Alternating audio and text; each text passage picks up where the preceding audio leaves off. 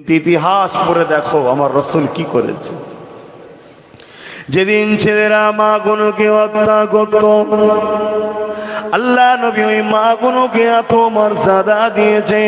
আল জান্নাতু তাদামুল উম্মাহাত, আমাদের মাইন্ডে এখনো সেটিং হয়ে আছে প্রতিটা ছেলেদের জান্নাত হলো তার মায়ের পায়ের তলাতে রয়েছে। তাই পৃথিবীর জমিনে একটা লোক দেখাতে পারবেন না যে রসুলকে সত্যি ভালোবাসে, যে নবীকে সত্যি ফলো করে, অথচ সে তার মাকে ভালোবাসে না। এমন একটা জমিনে নবীর প্রেমিক দেখাতে পারবেন না, কারণ নবী জানিয়ে দিয়েছে যার মা বাপের ভালোবাসা না, আমি নবী জানিয়ে দিই সে আমার কেহই নয়। তাহলে রসুল কি দিয়েছে? মা বাপের সম্মান ভালোবাসা দিয়েছে। এ যুবকেরা, এ নবী পাকের প্রেমিকেরা, আহারে রহমতের নবী আমার এই মাসের 12 তারিখে এসেছিলেন। পৃথিবী যখন অশান্তি দাবানালে জ্বলতেছিল, আল্লাহ নবী একা একা একা অনেক মূর্খ এমন কথা বলে ইসলাম নাকি তরোয়ারের জোরে চালিয়েছে। আরে জাহিল, নিজে পড়ো ইতিহাস, জানো, সত্যকে জানার চেষ্টা করো, কেননা বেশি দিন দুনিয়ায় কেউ থাকবে না। ইতিহাসটা নিজে একবার খাতাজ করো, ইতিহাসটা নিজে একবার তালাশ করো। মুহাম্মদ রসুল একা রয়েছে, তার নিজের পরিবাররাও এক আল্লাহকে মানে না।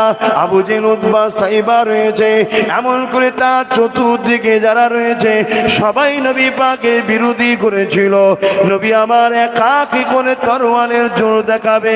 এ যুবকেরা, তরুণেরা, বাপেরা, আল্লাহ নবী পৃথিবীকে জয় করেছিলেন। লাকাদ কানা লাকুম ফি রাসূলিল্লাহি উসওয়াতুন হাসানা, আমার নবী পাকের সুন্দর চরিত্রে পৃথিবীকে জয় করেছিলেন। সুন্দর আখলাক, সুন্দর চরিত্র, পৃথিবীর মানুষ মুগ্ধ হয়েছে। একদিন আমার নবী মদিনার নবাবী শরীফে বসে আছে, কয়েকজন মানুষকে এই অন্ধকারের রাস্তা থেকে আলোর রাস্তা শিক্ষা দিচ্ছে, জ্ঞানের শিক্ষা দিচ্ছে। এমন সময় একজন বদমাইশ ইচ্ছা করে ঢুকে মসজিদের মধ্যে নবী পাকের সামনে এক সাইডে গিয়ে দাঁড়িয়ে দাঁড়িয়ে পেশাব শুরু করে দিল। বলুন, আজ যদি আপনাদের গ্রামে কেউ আপনাদের মসজিদে ঢুকে আপনাদের সামনে পেশাব করে দাঁড়িয়ে দাঁড়িয়ে, আপনারা কি করবেন? বলুন, যেটা আপনাদের ইরাদা সেটা বলুন না। হ্যাঁ, নবীর কদমে জীবন আমরা মানতে পারিনি। আমরা ছাত্র, আমাদের ভুল থাকতে পারে, কিন্তু আমার সিলেবাস আর আমার শিক্ষকের কোনো ভুল নাই। জোরে বলুন সুবহানাল্লাহ। আমার সিলেবাসটার নাম হলো কোরআন, আমার শিক্ষকটার নাম মোহাম্মদ রসুল। জোরে বলুন সুবহানাল্লাহ। তুমি আমাকে দেখে ইসলামের বিচার করো না, তুমি সিলেবাস আর আমার শিক্ষককে দেখো। পাশে কয়েকজন সব ইসলাম কবুল করেছে, নাই সত্যের দিকে, এক আল্লাহর দাসত্বের দিকে এসেছে। তাদের সেই উগ্র ভাব এখনো কাটেনি। যেমন আমরা মুসলমান বলি, আমাদের উগ্র ভাব কিন্তু এখনো কাটেনি। আমাদের রহমান বলি, আমাদের উগ্র ভাব কিন্তু এখনো কাটেনি। আমাদের এখনো উগ্র ভাব আছে। এই উগ্র ভাব কাটানোর নামও ইসলাম। জোরে বলুন সুবহানাল্লাহ।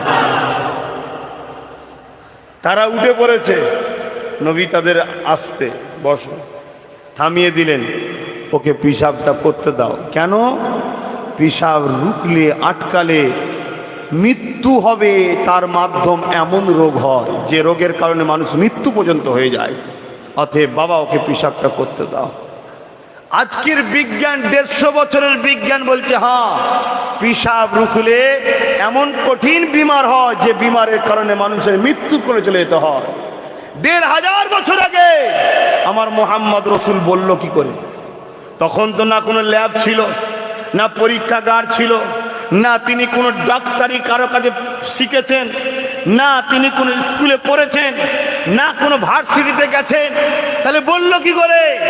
আজকের বিজ্ঞান, আজকের সায়েন্স যত তারাক্কি করছে তত তারাই স্বীকার করতে বাধ্য হচ্ছে বেশক মুহাম্মদ রসুল তার থেকে শিখেছেন যিনি মানুষ তৈরি করেছেন, তিনি হলেন আল্লাহ। জোরে বলুন সুবহানাল্লাহ।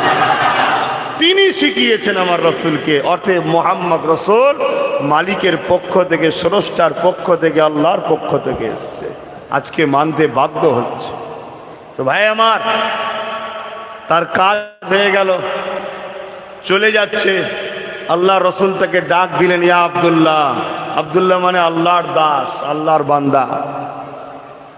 তারা বলতো নিজেদের ঘরে আব্দুল উজ্জা, তাদের তখন খোদা ছিল উজ্জা, লাত, হবল, সব নিজেরাই তৈরি করেছিল, নিজেরাই নাম দিয়েছিল, কাল্পনিক সব বিশ্বাস। কিন্তু আবার রসুল তাদেরকে ডাক দিলেন, তাকে ইয়া আব্দুল্লাহ। সে ঘুরে তাকালো, রসুল তাকে কাছে আগিয়ে গিয়ে বলছেন, বাবা, এটা ইসলাম ধর্মের পবিত্র একটা জায়গা, এখানে আমরা মহান স্রষ্টাকে দাসত্ব, রুকু সেজদা দিই, ইবাদত করি, পবিত্র জায়গা, এখানে পেশাব করতে নাই। বাস এতটুকু কথা। এই বলুন, পারবো আমরা? আমরা পারবো? তাহলে আমরা প্রকৃত এখনো কমপ্লিট ইসলামের উপরে সব করতে পারছি না, এটা আমাদের ভুল। সে মানুষটা তখন কি উত্তর দিচ্ছে জানেন? তা আমি কি করব? আমার বাংলা কথাই বাংলা ভাষায় বলছি, যারা তার বাংলায় আরবিতে, আমি কি করব? তোমার পবিত্র জায়গা তো। বলুন, পাশে যারা ছিল তারা সবে ইসলাম কবুল করেছে, সে গরম মিজাজ এখনো কাটেনি, তারা ঘুমসে উঠছে। নবী বলছে থামো। আল্লাহ রসুল তাকে বললেন, আপনি যেতে পারেন। সে চলে গেল। রসুল এই সকল সাথীদেরকে বোঝাচ্ছে, আরে মানুষ তো ভুল হতেই পারে মানুষের, তাকে রাগ দেখাবার কি আছে? সে ভুল করে ফেলেছে, ছেড়ে দাও, আল্লাহ তাকে হিদায়ত করুক, ব্যাস। নবী বললেন, পানি নিয়ে আসো। আহা, দোনো জাহানের সুলতান পানি ঢেলে দিচ্ছেন, পানি ঢেলে দিচ্ছেন, আর এদেরকে সান্ত্বনা দিচ্ছে, আর ও বাইরে গিয়ে লুকিয়ে লুকিয়ে দেখছে। আর কোন সময়ের কথা বলছি? যে সময় নিজের বাপ নিজের মেয়েকে পুততে বিরক্ত করে না, নিজের ছেলে বাপ মাকে হত্যা করতে পিছপা হয় না, সেই সময়ের কথা বলছি, যখন মানুষ এত হিংস্র ছিল। তখন সে এই দৃশ্য দেখে অবাক হয়ে ছুটে এসে আমার রসুলের কদমে পড়ে গিয়ে বলছেন, মুহাম্মদ, আমি বড় ভুল করেছি। বেশক তুমি মহামানব, তুমি বেশক রবের পক্ষ থেকে এসেছো, তাই আমাকে তোমার মতো মানুষ, অর্থাৎ এই নরম দিলের মানুষ বানানোর ব্যবস্থা করে দাও। জোরে বলুন সুবহানাল্লাহ। নবীর ব্যবহারে পৃথিবীতে ইসলাম কবুল হয়েছে, জয় হয়েছে, ইসলামের দিকে মানুষ ছুটেছে। এবং এখানে আরেকটা কথা বলে দিই, আমাদের অনেকের ধারণা ইসলাম আমার নবী থেকে শুরু। মুসলমানের ধারণা আছে অনেকের, ইসলাম আমার নবী থেকে শুরু। না, ইসলাম একত্ববাদের বিশ্বাসী, এক আল্লাহ দাসত্ব করার কথা বলে। পৃথিবীর প্রথম মানুষটার নাম কি? বলুন বলুন বলুন। পৃথিবীর প্রথম মানুষ আদম আলাইহিস সালাম। তিনি কটা খোদা মানতেন? জোরে বলুন, জোরে বলুন। তাহলে তিনি ইসলাম মানতেন। জোরে বলুন সুবহানাল্লাহ। তাহলে ইসলাম কবেকারের বুঝতে পারছেন? পৃথিবীর প্রথম মানুষ যিনি, তিনি ইসলাম। সালাম থেকে, যার মানে হলো শান্তি। তিনার স্ত্রীর নাম হলো আম্মা জান হাওয়া। এই দুজনের মিলনে পৃথিবীতে মানুষ হয়েছে। সে আমেরিকায় থাকুক, লন্ডনে থাকুক, ফ্রান্সে থাকুক, আর আমার ভারতেই থাকুক, মুসলিম হোক, হিন্দু হোক, দলিত হোক, পার্সি হোক, খ্রিস্টান হোক, যেই হোক, পৃথিবীতে একটা মানুষ আর একটা পুরুষ প্রথম মহান স্রষ্টা সৃষ্টি করে। তিনাদের দুজনের মিলনের ওসিলায় পৃথিবীতে এই যে 700 কোটি মানুষ এখন রয়েছে, কত এসেছে, কত চলে গেছে, আরো কত আসবে, কত যাবে, কিন্তু বাবা আর মা সবার কিন্তু শুরুতে একজনই, বাপ আদম আর মা হাওয়া। এনারা দুজনে একত্ববাদের বিশ্বাসী করতেন, এক আল্লাহর। তিনার ছেলের মধ্যে থেকে শুরু হয়েছিল। কথা বুঝে আসছে? এই এক আল্লাহর জায়গায় ভিন্ন আল্লাহর উপাসনা শুরু। তাহলে একত্ববাদ বিশ্বাস বাপ আদম আলাইহিস সালামের ছিলেন। জোরে বলুন সুবহানাল্লাহ। আল্লাহ নবী পৃথিবীর মানুষকে কি দিয়েছে? আল্লাহ নবী পৃথিবীর মানুষকে একটা বাঁচা সমাজ দিয়েছে। বিশেষ করে দুনিয়া জমিনে মানুষ যখন নারীগুলোকে অশুভ মনে করত, আল্লাহ নবী সেই নারীগুলোকে এত মর্যাদা দিল। আল্লাহ নবী জানিয়ে দিলেন, নারীর বাপেরা মনে রেখে দিও, তোমাদের জন্য কন্যা একটা জান্নাত। মনে রেখে দেবে, তোমরা যখন বাজারে যাবে, তোমার পুত্র সন্তান আছে, কন্যা সন্তান আছে। এ মুসলমান দাবিদার আমরা নবী মানি না, আমরাও ভুল করি, আজ থেকে চেঞ্জ হয়ে যান, নবী মানা শুরু করুন। যদি বলেন কেন মানি না, আমরাও কন্যা সন্তান হলে মন খারাপ করি, এটা শয়তানি খসলত, রহমানের দিকে নয়। এটা তো আবু জাহেলের দলের লোকেদের কাজ ছিল, রহমানের দলের নয়। আল্লাহ নবী জানিয়ে দিয়েছে, তোমরা যখন বাজারে যাবে, কোন জিনিস যখন খরিদ করবে, তোমার ঘরে পুত্র সন্তান আছে, কন্যা সন্তান আছে, আগে তুমি ওই কন্যা সন্তানের জন্য কিনবে। বাড়িতে এসে কোনো খাবার যদি নিয়ে আসো, কন্যা সন্তানের কাছে আগে দেবে, সে নিজের খুশি মতো নিয়ে নেবে, তারপরে পুত্র সন্তান পাবে। শুনছেন তো? আমরা করি, আমরা কন্যাকে রাগ করি, ওকে কম দিই, এটা ইসলাম বিরোধী কাজ। আমরা ইসলাম বিরোধী করছি। ইসলাম হলো কন্যাদের ঘরে আগে দিতে হবে, কন্যাদের ঘরে ভালোবাসতে হবে পুরুষ সন্তানের থেকে বেশি। কেন? তোমার কাছে সারা জীবন সে রয়ে যাবে, আর তোমার কলিজার টুকরিটা আহা কোথায় চলে যাবে, সে আবার কেমন হবে কে জানে। তুমি তোমার বাপ হিসাবে যতদিন তোমার কাছে আছে, কোনো দিক দিয়ে ওর একটু কষ্ট যেন না হয়, এটা তোমার দায়িত্ব। আর স্বামী বিয়ে করবে, বিয়ে করার পর তোমার দায়িত্ব ওই কন্যাটাকে, যেটা তোমার স্ত্রী হয়ে এসেছে এখন, তার থাকা, তার সুস্থ জীবন, তার পরনের কাপড়, তার খাওয়া, সমস্ত দায়িত্ব তোমার। এটা ইসলামের বিধান। জোরে বলুন সুবহানাল্লাহ। এই সিস্টেম ছিল না, এই যে নেকা বিবাহ সিস্টেম এ ছিল না, বন্ধ হয়ে গিয়েছিল। আবার আমার রসুল শুরু করেছে, এটা ইসলামিক সিস্টেম। জোরে বলুন সুবহানাল্লাহ। ইসলাম ছাড়া এই সিস্টেম জাহিলিয়াতের যুগে ছিল না, ঈসা আলাইহিস সালামের সময় ছিল। কারণ তিনি তো ইসলামেরই মেসেজ দিতে এসেছিল। ঈসা নবী ইসলামের মেসেজ দিয়েছে, নারীদেরকে কত মর্যাদা ইসলাম দিয়েছে। এরপরও শোনা যায় না মুসলমানরা নারীদের ঘরে নাকি পরাধীন করে রেখেছে। কেন না? বোরখা পরিয়ে রাখে। বোরখা তো মুসলমানরা নারীদের ঘরে পরায় না। কে বলেছে? আমরা বোরখা পরাই নাকি মেয়েদের ঘরে? আমরা পড়াই? মোটেই না, আমরা পড়াই না। যিনি সৃষ্টি করেছেন তিনি বলেছে, নারী তোমাকে আমি করেছি হিরে। আর হিরে কোথায় থাকে জানো তো?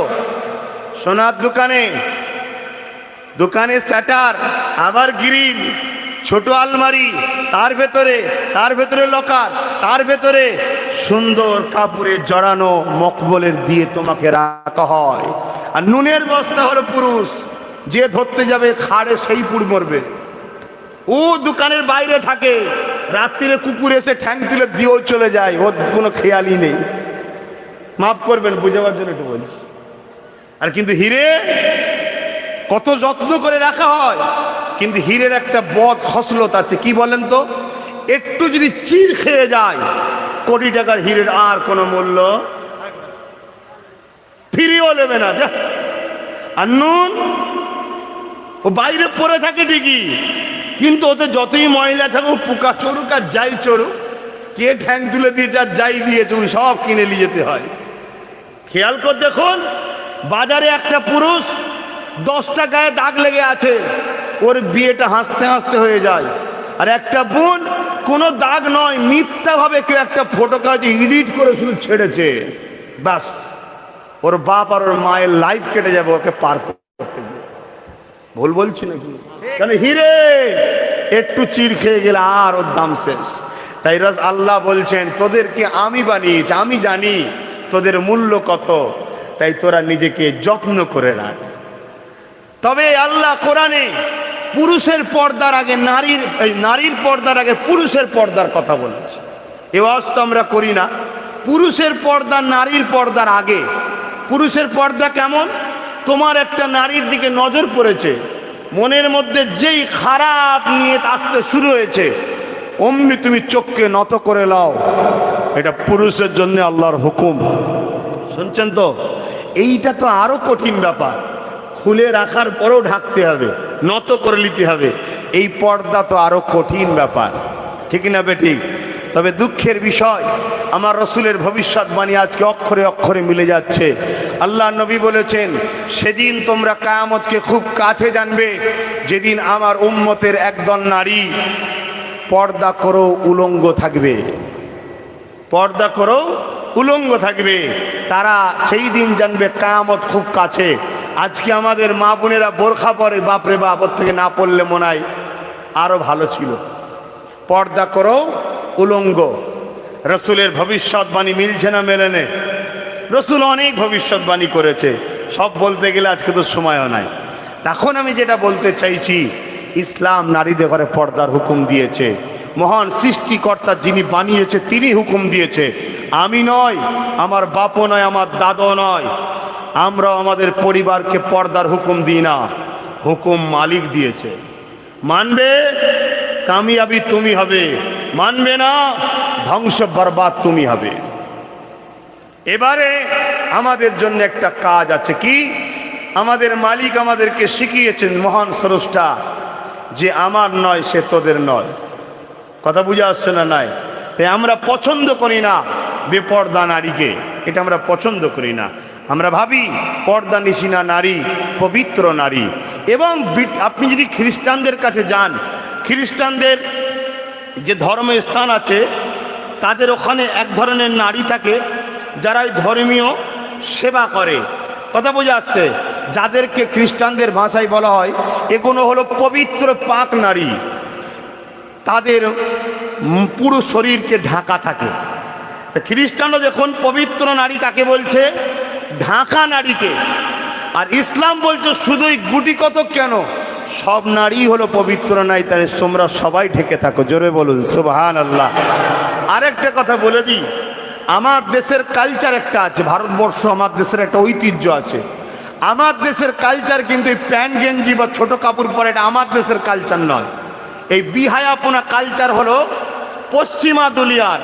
আমার দেশ তো অনেক ভালো দেশ, আমার দেশ অনেক শালীনতার দেশ, অনেক ভদ্র দেশ। তাই আমার দেশের কালচারও কিন্তু নারীকে ঢেকে রাখার কথা বলে। তাহলে আমার দেশও বলছে ঢেকে রাখো, আমার ধর্মও বলছে ঢেকে রাখো। যাক, আমি গর্বিত, আমি সেই ধর্ম মানি যে ধর্মের কথা আমার দেশও বলে ঢেকে রাখো। বলুন সুবহানাল্লাহ। আসেন আমি আর একটুখানি এগিয়ে যাই। আল্লাহ নবী দুনিয়া জমিনে মানুষকে কি শিক্ষা দিয়েছে? আল্লাহ নবী দুনিয়া মানুষকে বলে দিয়েছে, এ দুনিয়া মানুষেরা, বাবারা আব্বারা হলো তোমাদের জন্য জান্নাতের দরজা। কোন ছেলে যদি তার বাপের পায়ে ঠোঁট দিয়ে চুমা দেয়, দয়ার নবী আমার জানিয়ে দিলেন ওই ছেলেটা যেন তার জান্নাতের চৌকাঠে চুমা দিল। আল্লাহ নবী আরো জানিয়েছে, কোন ছেলে যদি তার আম্মা জানের পায়ে ঠোঁট দিয়ে চুমা দেয়, সে যেন তার জান্নাতে চুমা দিল। এ যুবকেরা, ইসলাম আমার নবী কি দিয়েছে? আল্লাহ নবী শিক্ষা দিয়েছে, তোমার কাজে কোনো মানুষ, গরিব মজুর মানুষ তোমার কাজ করেছে, ওর গায়ের ঘামটা শুকোবার আগে ওর পারিশ্রমটা দিয়ে দাও। এটা ইসলাম শিখিয়েছে। আজ কোনো মুসলমান যদি কাউকে খাটাবার পরে ঘোরাও, ওটা তোমার অন্যায়, তুমি ভুল করছো, তুমি ইসলামকে মানছো না। কারণ ইসলাম শিখিয়েছে তার গায়ের ঘামের পাসিনা শুকাবার আগে তার মজুরিটা তোমাকে দিয়ে দিতে হবে। জওয়ান তরুণেরা, ইসলাম কি শিখিয়েছে? লা ইয়ারহামুল্লাহু মান লা ইয়ারহামুন নাস। যে মানুষকে ভালোবাসে না আল্লাহ পাকের সে পাবে না।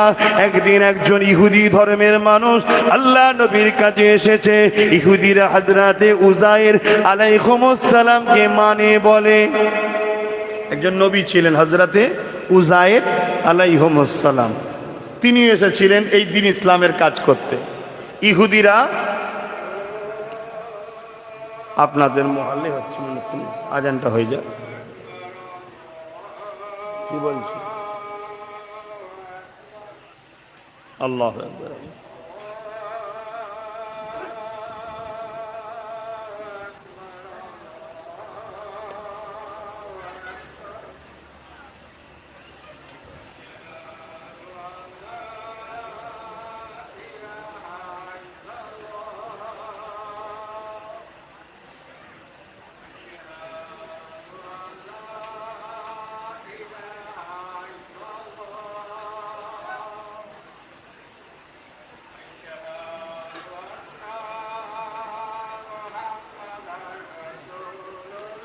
सल्लल्लाहु अलैहि वसल्लम।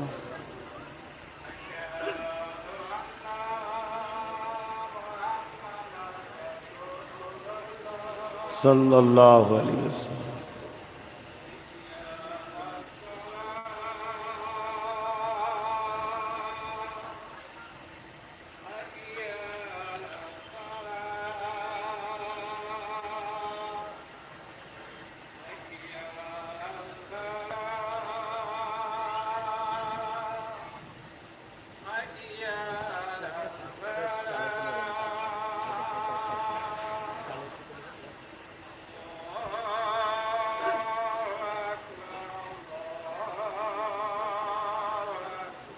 الله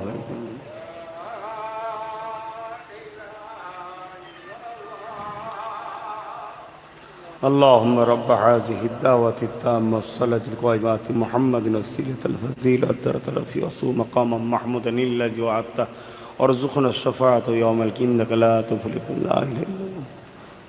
درود الشريف اللهم صل على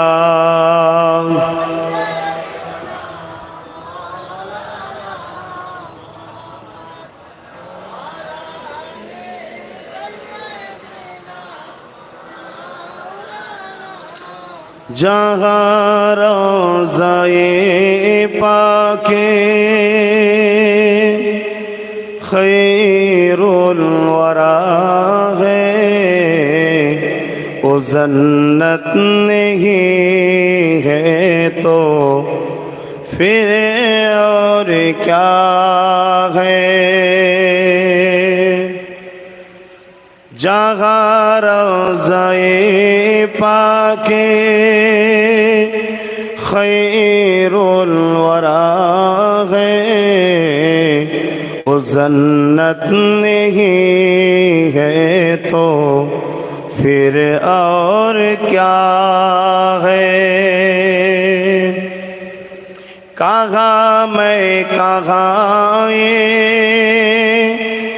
मदीने की गलियाँ, एक किस्मत नहीं है तो फिर और क्या है। मोहम्मद की अजमत को क्या पूछते हो, मोहम्मद की अजमत को क्या पूछते हो, क्यों साहिबे काबा कौसैन ठहरे। बशर की सरे अरसे मेहमान नवाजी, ये अज़मत नहीं है तो फिर और क्या है। अल्लाहुम्मा सल्ली अला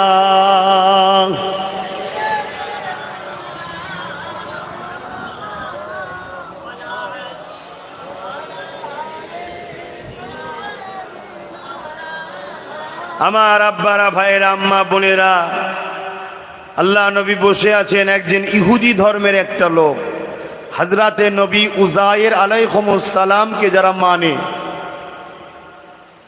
কিন্তু বর্তমান ইহুদিরা উযায়ের আলাইহিস সালামকে মানে না। যদি মানতো উযায়ের আলাইহিস সালাম ও মুহাম্মদ রাসূলের উপরে ঈমান এনেছে, জোরে বলুন সুবহানাল্লাহ। এবং বলে গিয়েছিল আমার পরে আসবে সবাই আমার নবীর মিলাদ করেছে, আগমনের কথা শুনিয়েছে, তাহলে মেনে নিত। হযরতে উযাইর আলাইহিস সালামকে মানে তারা দাবি করে। উযাইর আলাইহিস সালাম বেশক আল্লাহর পাঠানো নবী রাসূল হক, তিনিও ইসলামের দাওয়াত দিয়েছেন। জোরে বলুন সুবহানাল্লাহ। আজ থেকে কিছু কম বেশি হাজারো হাজারো 2-20-50 বছর হাজারের আগের কথা বুঝে আসছে।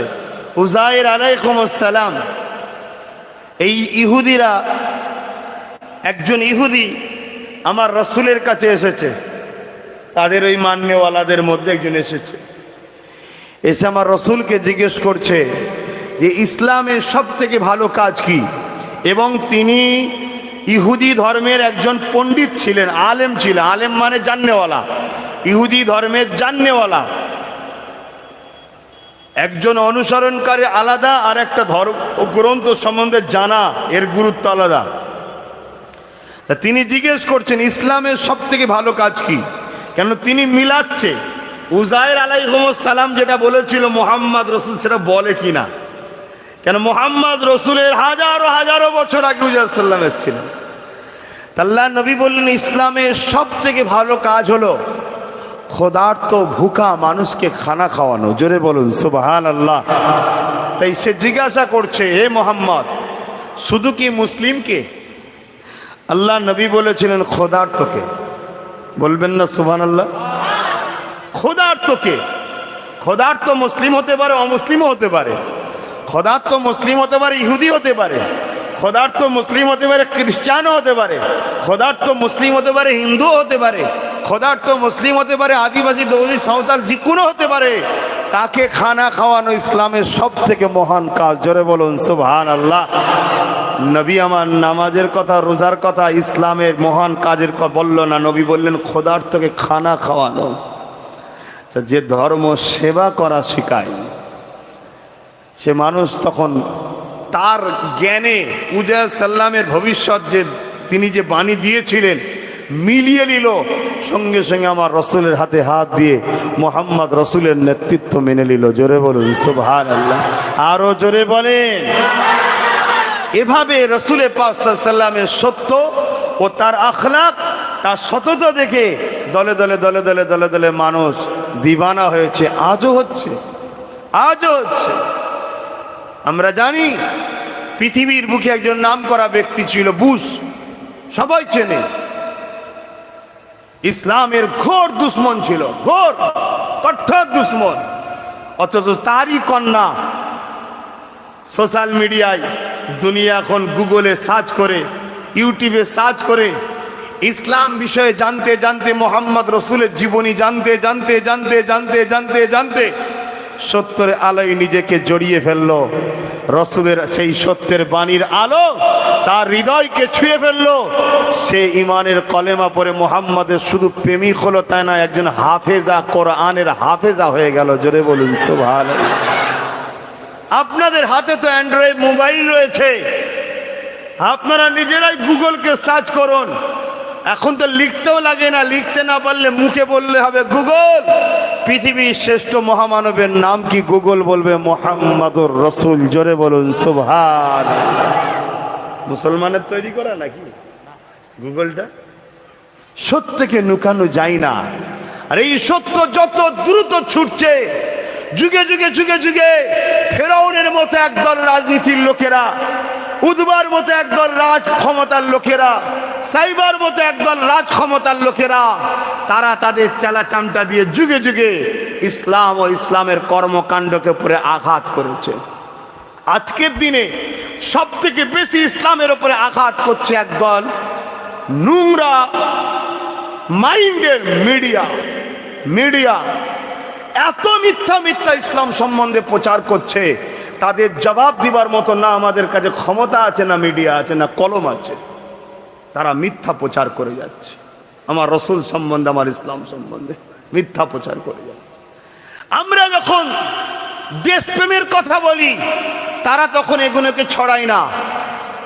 আর তাদেরই কারখানার প্রোডাক্ট, তাদেরই, মাফ করবেন ভাষাটা করা হলে, তাদেরই অবৈধ সন্তানকে মুসলিম সাজিয়ে সমাজের সামনে যখন নিয়ে আসা হয়, দেখা যায় কোনো ঝগড়ার মধ্যে জড়িয়েছে, আতঙ্কের মধ্যে জড়িয়েছে, নামটা কোর্টে এফিডেভিট মুসলিম করে রেখেছে, তাদেরকেই তখন হাইলাইট করে দেখানো হয়, দেখো মুসলমান দেশের সঙ্গে গাদ্দারি করছে, দেখো মুসলমান সমাজ বিরোধী কাজ করছে। অথচ তারা জানে মুসলিম মানে সমাজ বিরোধী হতে পারে না, মুসলিম মানে দেশের সঙ্গে গাদ্দার হতে পারে না। কেন? দেশকে ভালোবাসাটার নামও হলো ইসলাম। জোরে বলুন সুবহানাল্লাহ। সমাজকে সুন্দর সুষ্ঠু সমাজ রাখার নাম হলো ইসলাম। জোরে বলুন সুবহানাল্লাহ। সমাজে অশান্তি করার নাম ইসলাম নয়, অশান্তিকে বন্ধ করে শান্ত সমাজ করার নাম ইসলাম। জোরে বলুন সুবহানাল্লাহ। কিন্তু আমাদের কলম নাই, আমাদের বলার লোক নাই। যদিও বা ঠেলে ঠুলে আমাদের মধ্যে একটা দুটো ওঠে, আমরাই আবার সেগুলোকে গুরুত্ব দিই না। তারা যখন ডাকে আমার সাথ দে, আমাকে আরেকটু ঠেলে তোল, আরেকটু তোল, দেখছি আমি, তখন আমার জাত আবার তুলা তো দূরের কথা, ক্যাঁকড়ার মতো টেনে তাকে না ভাই গর্তই নাও, সাগরে কি যাবি, কুয়ায় থাকা অভ্যস্ত সারা জীবন। একজন কেউ হয়তো উঠতে চেয়েছে কুয়া থেকে, সবাই মিলে তাকে ধরে টেনে নামা। কথা বুঝছেন না বোঝেন নে? আমাদের ডিউটি আল্লাহ দুটো দিয়েছে, একটা হলো নাই কাজ করো, নায়ের সাথ দাও, নাইকে প্রতিষ্ঠিত করো, নায়ের প্রচার করো।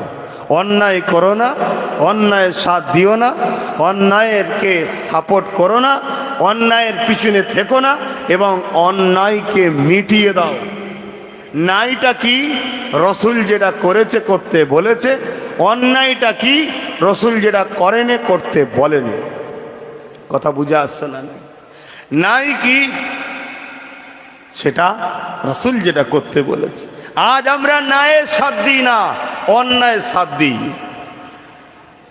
আমরা অন্যায়ের সাথ দিই, ন্যায়ের সাথ দিই না। আল্লাহ নবী পণ মুক্ত সমাজ তৈরি করলো। আজকে আমরা পণ সমাজে ভরাচ্ছি। আল্লাহ নবী সুদ মুক্ত সমাজ করেছে, আজকে আমরা সমাজে সুদ ছড়াচ্ছি। আল্লাহ নবী জেনা মুক্ত সমাজ করেছে, জেনা হবে না। 1450 বছর আগে মদিনায় রাষ্ট্র কায়েম করে দিয়েছে, কিভাবে রাজনীতি করতে হয়, রাষ্ট্র তৈরি করতে হয়। 1450 বছর ধরে মদিনাতে আজও কেউ চুরি করে না, কোন নারী ধর্ষিতাও হয় না। জোরে বলুন সুবহানাল্লাহ। কেন? এটা মোহাম্মদ রসুলের দেখানো স্টাইলে চলে। জোরে বলুন সুবহানাল্লাহ। আর আজকের পেপারে যদি দুটো নারী দেখি, কালকের পেপার করলে 100% চারটে হবে। কথা বুঝছেন না বোঝেন না? কেন? এই সমাজ ব্যবস্থা ভালো নয়। সমাজ ব্যবস্থা তৈরি করতে গেলে তার থেকে শিখতে হবে। জিনাকে আল্লাহ পাঠিয়েছে শিক্ষা দিতে। জোরে বলুন সুবহানাল্লাহ। আরে কে মানুক চাই না মানুক, আপনি তো মানেন। আপনি আপনার পরিবেশটাকে ঠিক করুন। আমরাই তো ঠিক করিনি, আমরাই তো আমাদের পরিবেশকে নোংরা করে রেখেছি। কষ্ট হচ্ছে নাকি? আজান তো দিয়েছে, আর কথা বেরিয়ে লাভ নেই। নামাজের ব্যাপার আছে। আমার বলার বক্তব্য এতটুকু যে ইসলামকে ভালো করে বুঝুন, ইসলামকে ভালো করে শিখুন, ইসলামকে জানুন, ইসলাম অনুযায়ী জীবন গড়ুন যদি দুনিয়া ও আখিরাতের কল্যাণ চান। ইসলাম একটা সিস্টেমের নাম। আপনি নিলে ইসলামের সিস্টেম বাড়বে না, সিস্টেম সিস্টেমের জায়গায় থাকবে। না নিলে সিস্টেম কমবেও না, সিস্টেম সিস্টেমের জায়গায় লাগবে। যেমন পানি বুঝাবার জন্য বলছে, আপনি পান করলেই কি না করলেই কি, তার কিছু যায় আসে না। পানি পান করলে আপনার লাভ, না করলে আপনার লস। তার থেকেও অনেক দামি সম্পদ হলো ইসলাম। পানির থেকেও দামি সম্পদ হলো ইসলাম। তো সেই ইসলামকে আপনি নিলে আপনার লাভ, না নিলে আপনার লস। আপনি যদি ইসলামকে নেন, আপনার ছেলে আপনাকে সম্মান করবে। যদি না নেন, আপনার ছেলে আপনাকে বৃদ্ধাশ্রমে দিয়ে আসবে। আপনি যদি ইসলামকে নেন, আপনার ছেলে আপনার পার্টি পেতে রাস্তায় এসেছে, জজ হোক আর ডিএম হোক আর পুলিশ হোক আর নেতা হোক মন্ত্রী হোক, পীর সাহেব হোক আর পীরজাদা হোক, যেই হোক, সে আপনার পায়ের গোড়ায় থাকবে। কেন? জানে আপনার পায়ের তলাতেই তার জান্নাত, অর্থাৎ আপনার খুশিতে, আপনার সেবাতেই তার মুক্তি। কেন? হাদিসে কুরসির মধ্যে আল্লাহ বলছে, মান রাদিয়া আনহু ওয়ালিদাহু ফালান আনহু রাদিন। মা বাপ যার উপরে রাজি, আল্লাহ তার উপরে রাজি। মা বাপ যার উপরে বেজার, আল্লাহ তার উপরে বেজার। আল্লাহ বেজার হলে জান্নাত নাই। আপনি ইসলামকে যদি নেন, আপনার কন্যা বিবাহ দিবার পরে আপনার মাথায় টেনশন থাকবে না। কেন? আপনার কন্যা জানে স্বামীর সম্মান, গুরুত্ব, মর্যাদা। যদি একবেলা খাওয়া নাও হয়, সে স্বামীর সঙ্গে ছোট বড় কথা বলবে না।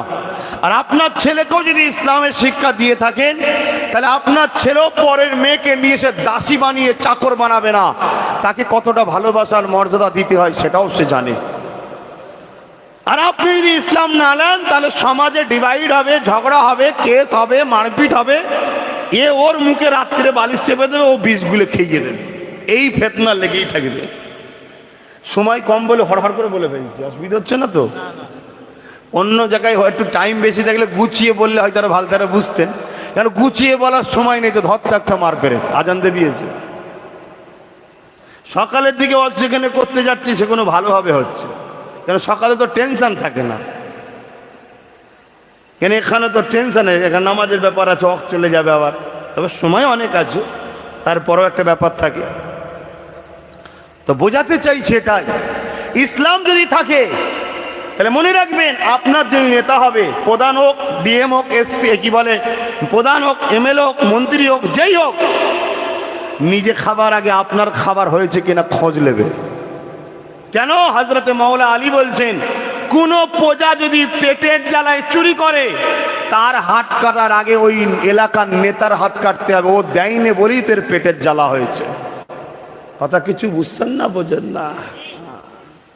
ইসলাম যদি রাখেন, ইসলাম যদি আপনি মানেন, তাহলে আপনিও পরের মাল দেখে লোভ যাবে না।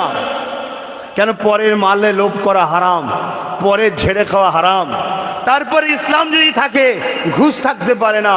কেন? ঘুষ খাওয়া হারাম।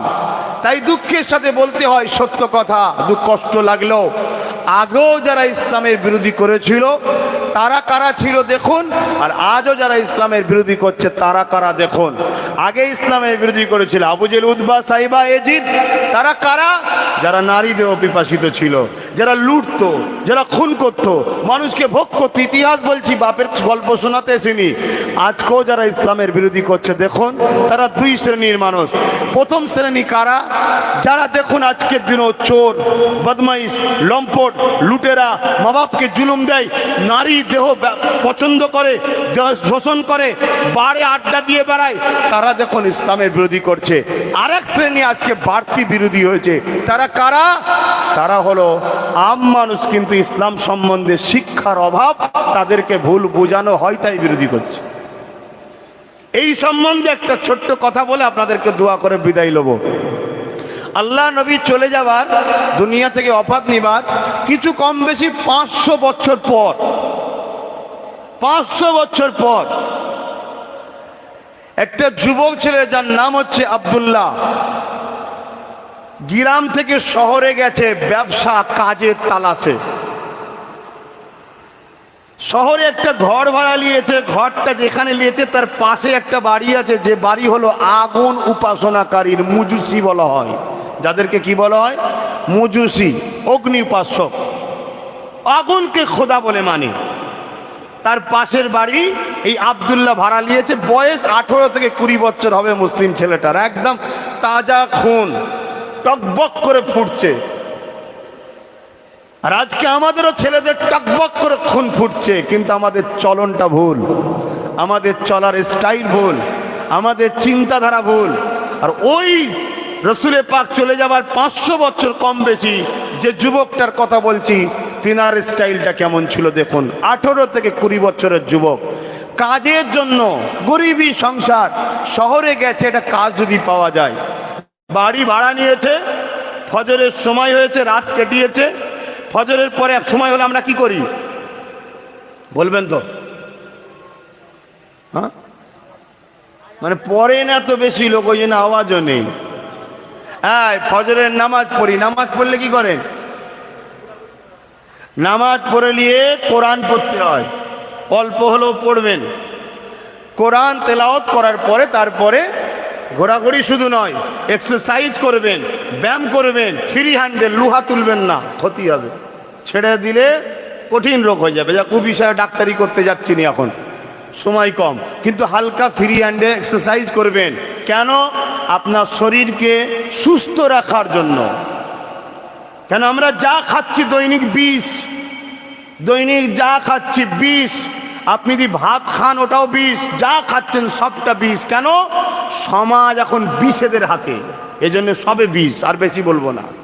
তো যে কথা বলছিলাম, তো এই আব্দুল্লাহ উনি কোরআন তেলাওয়াত করে ঘর থেকে বেরিয়ে শিকলটা লাগিয়ে যেই হাঁটতে যাবে, দেখছেন আর বাড়ির সামনে অনেকটা নোংরা পড়ে আছে, ময়লা পুরো পটেতে, সিঁড়িতে।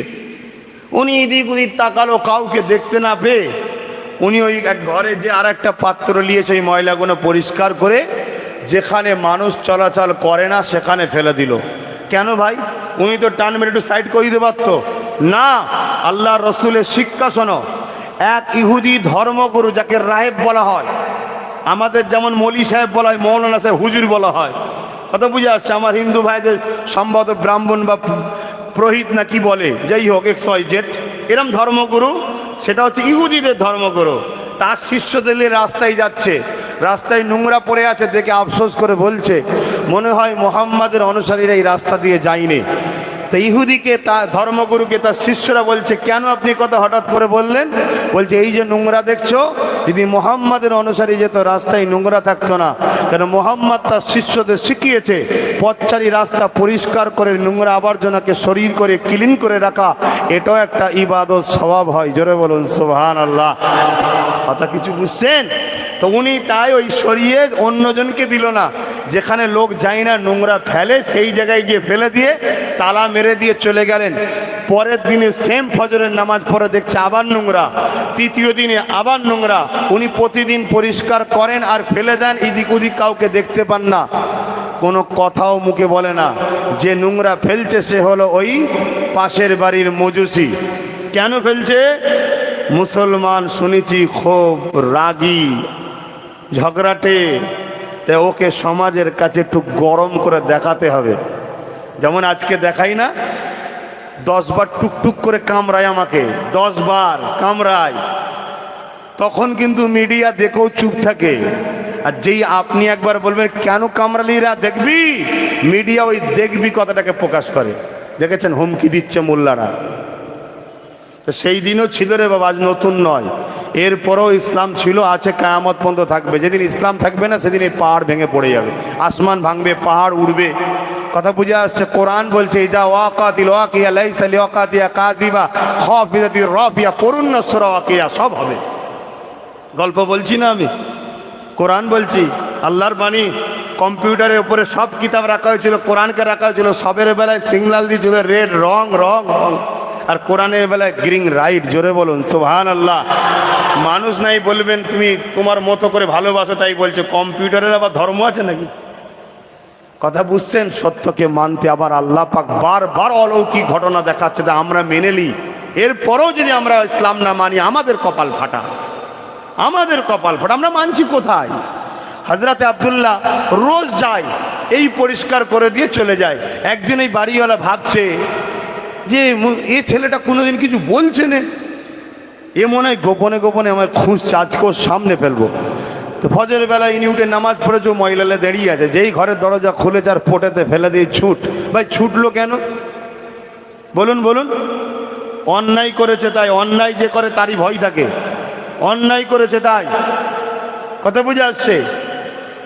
তো উনি ছুটে গিয়ে ওই মানুষটা ঘরের দরজার খিল লাগিয়ে দিয়ে ছিদ্র দিয়ে দেখছে আব্দুল্লাহ রোজ যা করে তাই করছে। ঘরে ঢুকে যে ভাবছে ঘর থেকে কিছু আনছে ওই মারে বলে, ও দরজার খিপর লাগিয়ে দিয়েছে। ইনি ঘরে গিয়ে পাত্র এনেছে, পরিষ্কার করে সেখানে ফেলে দিয়ে তালা মেরে দিয়ে চলে যাচ্ছে। ও তখন দরজা খুলেছে, হাত ধরেছে, ভাই তুই কিছু বললি না কেন? হযরত আব্দুল্লাহ শুধু একটা কথা বলেছিল, আপনি আমার প্রতিবেশী, আপনাকে কষ্ট দিলে আমার আল্লাহ নারাজ হবে। জোরে বলুন সুবহানাল্লাহ। বলো তার মানে? তখন এবার এই বিস্তারিত জানাতে চাইছি। আল্লাহ নবী আমাদেরকে শিখিয়েছে, আমি নবী জানিয়ে দিই যে পাড়া প্রতিবেশীকে কষ্ট দেয় সে আমি নবী আমার কেউ নয়। কারো জবান দ্বারা, হাত দ্বারা, কথা দ্বারা যদি পাড়া প্রতিবেশী কষ্ট পায় সে কখনো আমি রসুল আমার কেউ নয়। আমার নেতা শিখিয়েছে পাড়া প্রতিবেশীর সঙ্গে সৎ ব্যবহার করতে। আপনি আমার প্রতিবেশী হন, না জানি আমি যদি আপনাকে কিছু বলি আপনি যদি কষ্ট পেয়ে যান তাহলে আমি ইসলাম বিরোধী কাজ হয়ে যাবে। অবাক হয়ে গেল আব্দুল্লাহর কথা শুনে। ওরে আব্দুল্লাহ, আমি তো জানতাম আলাদা, তুই বলছিস কি? আব্দুল্লাহ, আমি ইসলাম সম্বন্ধে আরো জানতে চাই। এবারে জানতে শুরু করলো, জানতে শুরু করলো, জানতে শুরু করলো। আর দেরি হলো না, কেন সত্য থেকে কেউ দূরে থাকতে পারে না।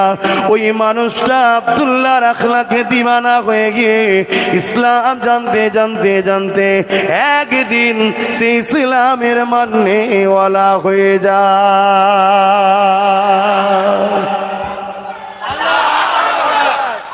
আল্লাহ মাফ করতে শেখেন। মাফ অনেক বড় কাজ, প্রতিশোধ লিয়ার থেকে মাফ করা অনেক বড় ব্যাপার। তবে ইসলাম একটা জায়গায় কঠোর, একটা জায়গায়। কোন জায়গায়? কোন জায়গায়? সন্ত্রাসীতে। সন্ত্রাসী কেউ যদি করে, সন্ত্রাসী কেউ যদি করে, ওই জায়গায় ইসলাম তাকে ছাড় দেয়নি, তার জন্য কড়া পদক্ষেপ নিতে বলেছে। কেন? একজন সন্ত্রাসের জন্য পুরো সমাজের সুন্দর পরিবেশটা নষ্ট হওয়া সম্ভব। কথা বুঝতে পারছেন? তাই আমরা ছোট ছোট বিষয়ে নিজেদের মধ্যে অশান্তি করি, মারপিট করি, এ কোনো ভুল।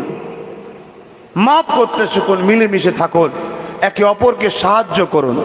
মানুষ হিসাবে অন্য ধর্মের মানুষও যদি আপনার কাছে আসে আপনি তাকে ভালোবাসুন, তাকে সাহায্য করুন যদি আপনার সামর্থ্য থাকে। আপনি তাকে ব্যবসার পার্টনারও করতে পারেন যদি আপনার সামর্থ্য থাকে, কোনো অসুবিধে নাই। মানুষ হিসাবে অন্য কেউ ধর্মের মানুষ যদি আপনার কাছে পড়াশোনার জন্য সাহায্য চায়, বিয়ের জন্য সাহায্য চায়, খাদ্যর জন্য পাশে দাঁড়ায়, তাকে হেল্প করুন। মনে রাখবেন, আল্লাহর সৃষ্টিকে ভালোবাসলেন, আল্লাহ আপনাকে কিয়ামতের দিন ভালোবাসবে, সাহায্য করবে। জোরে বলুন সুবহানাল্লাহ। কিন্তু একটা কথা মাথায় রাখতে হবে, সেটা হলো কি? অন্য কোন ধর্মের ধর্মীয় বিষয়ের বিরোধীও যেমন আপনাকে করতে দেওয়া হবে না, ইসলাম ইজাজত দেয়নি, তেমন তার ধর্মীয় কালচার বা ধর্মীয় ব্যাপারে আপনার কোনো পার্টিসিপেট ভূমিকা যেন না থাকে, এটাকে মাথায় রাখতে হবে। কেন? পৃথিবীর বুকে সব থেকে বড় কঠিন পাপ হলো শিরক করা। কোনো অ্যাঙ্গেলে আপনাকে যেন না দেখা যায়। হ্যাঁ, খেতে পাইনি তাকে খাবার দিন, পরনের কাপড় নেই দিন, সে পড়াশোনা করতে চায় তাকে পড়াশোনার সহযোগিতা করুন। সে আপনারা একসাথে পড়াশোনা করেছেন, ক্লাসের বন্ধু হয়, একসাথে বিজনেস করুন, একসাথে দেশকে আগিয়ে নিয়ে যান, একসাথে বন্ধু হিসাবে খেলা করুন, একসাথে উঠা বসা করুন। মানুষ মানুষের সঙ্গে মিশবে না তো কার সঙ্গে মিশবে? সব ইসলামে জায়েজ। জায়েজ শুধু জায়েজ নয়, আপনি যদি একটা অমুসলিম ক্ষুধার্তকে খাওয়ান, ইসলাম ধর্মের রীতি অনুযায়ী সব থেকে শ্রেষ্ঠ মহান কাজ আপনি করলেন। কিয়ামতের দিন আপনাকে আল্লাহ জান্নাতি খানা খাওয়াবে। জোরে বলুন সুবহানাল্লাহ। আপনি যারা অমুসলিম পিপাসিত মানুষের পিপাসা মিটাবার জন্য পানি যদি দেন, আল্লাহ আপনাকে জান্নাতের পানি পান করাবে। জোরে বলুন সুবহানাল্লাহ। কেন? সৃষ্টি সবার মালিক তো একজন, দুটো তো নয়। আমার দয়ার নবীর জীবনীতে আছে, আমার দয়ার নবীর জীবনীতে আছে, কালনার হসপিটালে যখন ঈশ্বরচন্দ্র বিদ্যাসাগর এক বিমারীকে তুলে নিয়ে গিয়েছিল, তিনি বলেছিলেন, তিনাকে জিজ্ঞেস করেছিল যে আপনার মনে বড়ই দয়া, তখন বলেছিলেন মুসলমানরা যে মোহাম্মদকে মানে, ওই মোহাম্মদের দুটো কথা আমি খুবই ফলো করি। এক হলো অসহায়কে আশ্রয় দাও, আর মা ডাকলে সাড়া দাও। তাই আমার মা যখন ডেকেছিল আমি গঙ্গাতেও ঝাঁপ মেরে পালিয়েছিলাম, জানেন তো কি? আর বিমারি দেখলে সে কি বিমার, কি অসুস্থ নয়, অসহায়কে আমি সাহারা দিই। আর আজকে আমরা কি করি? ফাইদালি, ছোট বড় কথা বলি, ক্রিটিসাইজ করি। না ভাই, মুসলিম ঘরে জন্ম নিলেই শুধু মুসলমান হওয়া যায় না। আর অমুসলিম ঘরে জন্ম নিয়েই শুধু অমুসলিম হয়ে থাকা যে থেকেই যাবে এটাও ঠিক নয়।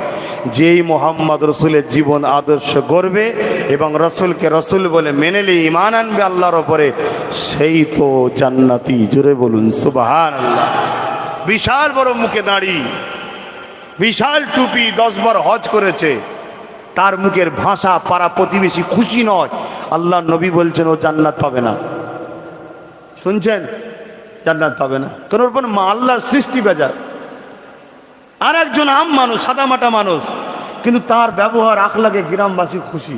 ও চুটকাট যদি ভুলও থাকে, আল্লাহ তার ভুলগুলোকে মাফ করিয়ে জান্নাতের ব্যবস্থা করে দেবে। জোরে বলুন সুবহানাল্লাহ। ভালো মানুষ হতে হবে, ভালো মানুষ হতে হবে। এখন বললে আপনারা আরো শুনবেন, আমিও জানি, কিন্তু আমি নিজে থেকে ছেড়ে দিচ্ছি। ইয়া নবী সালাম।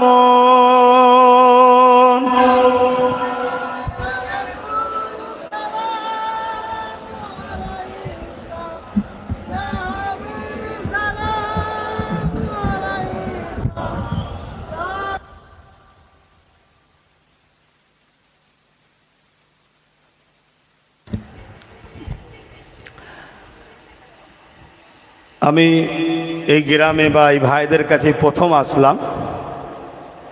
ছেলেগুলো ভালোবেসে নিয়ে এসছে।